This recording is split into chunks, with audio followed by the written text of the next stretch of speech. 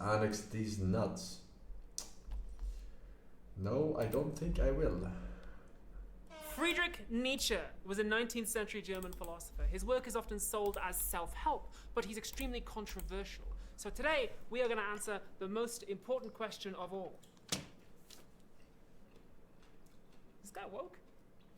I have the answer right here, in this envelope. I'm going to open it at the end and reveal it. But for now, let's see if we can figure it out together. In super general terms, Nietzsche thought that society has gone wrong. It's all gone bad, we've gone off the rails, and we need to fix it. So his project was to try and diagnose how that happened and recommend some solutions. He was a culture warrior. He wrote a lot of stuff about popular art and music and what they say about society. So he was kind of on some Jordan Peterson shit, which is immediately giving not woke. He lived in Germany and he died in 1900. And do you know who was a big fan of Friedrich Nietzsche?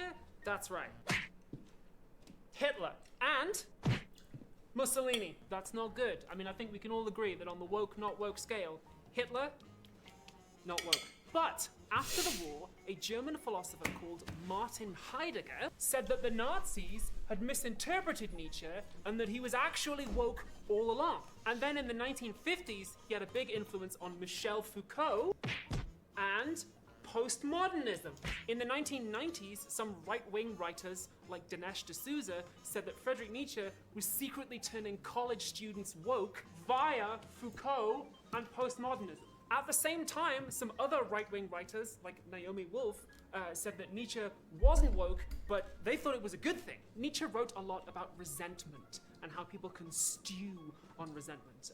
And writers like Wolf thought that feminism had become too whiny, too focused on victimhood and virtue signaling, and they thought that women should be tough again, and they used Nietzsche in their arguments. Meanwhile, in France, the next generation of French philosophers said that Nietzsche was not woke and they thought it was very bad, but the next generation of British philosophers said that he was secretly woke all along. And then, just to put the icing on the cake, in 2017, Martin Heidegger's private notebooks were translated, and we discovered that Heidegger was a Nazi who tried to hide after the war.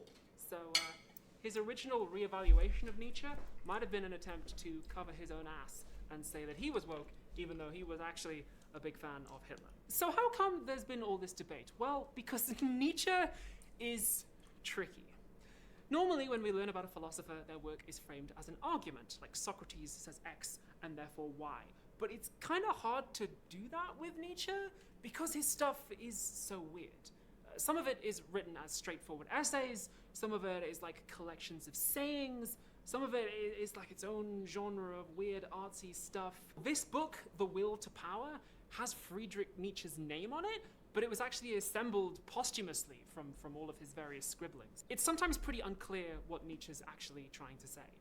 This video is deliberately written and performed to mirror the experience of reading Nietzsche for the first time. And there's like a lot of stuff suddenly getting thrown at you, and it's a little bit chaotic and weird, and it's kind of visceral in a little bit of a bodily way. But then it all sort of comes together towards the end and starts to make sense. The question also arises, do we count everything that Nietzsche ever wrote, including his private letters and his notebooks? Or do we only count the things that he himself published? Philosophers disagree on that question.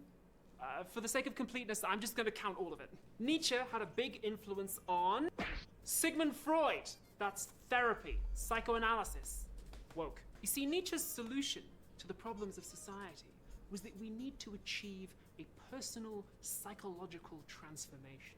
He wrote a lot of stuff about how society shapes the minds of the people that live under it. He also talked a lot about how our desires get squished down inside us by the rules of civilization. Here's a delicious example. This is an almond croissant. It's carbs and it's sugar. Fantastic. I desire this. I want this. But I really, really wish that I didn't. I actually have some problems with disordered eating. I have for years. I value carbs and sugar extremely negatively, and I avoid them as a rule, as a strict rule of how I live my life. But that doesn't make me happy. And it also doesn't eliminate my cravings, because when you set something up as a rule of how you live your life, as like a central plank of who you are, then it's always with you. You're carrying that craving all the time. So I have guilt, I have shame, I have internal conflict, and I'm all torn up inside because I've based my life around a simultaneous rejection of and craving for the almond croissant. I have no craving for the almond croissant. Alright?